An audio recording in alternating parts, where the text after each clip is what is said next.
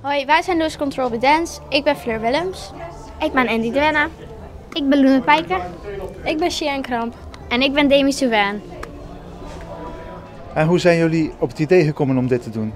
Wie gaat dat zeggen? Nou, eigenlijk, we zijn samen een groepje geworden voor de Bonte Avond op het Mag ik dat? Ja. Op het Zendcollege.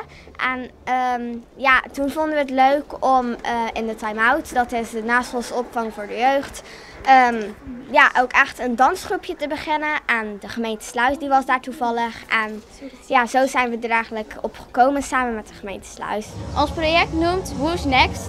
Het is een project voor jongeren door jongeren.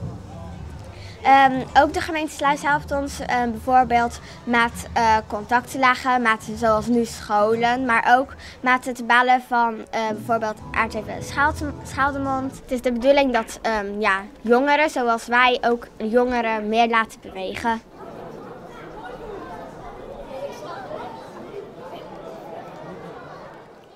Zullen we een klein stukje met muziek doen dan?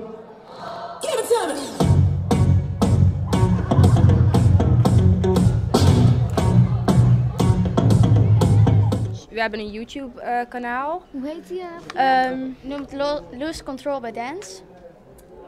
En daar, nu staan er nog bijna geen filmpjes op, maar Dat is ook. in de toekomst zal er wel heel veel nieuwe filmpjes op Maar komen. als je ons wil zien dansen, dan kun je misschien ook naar Karen, Rowan, Davy of Jessica van de gemeente Sluis bellen.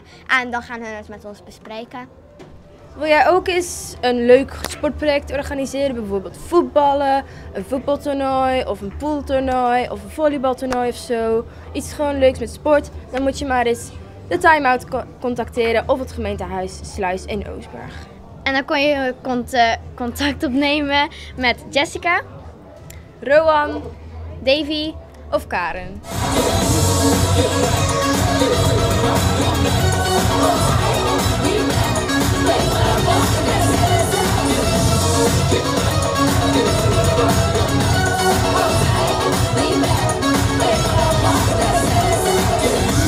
Get right, get it quick, we rock all night.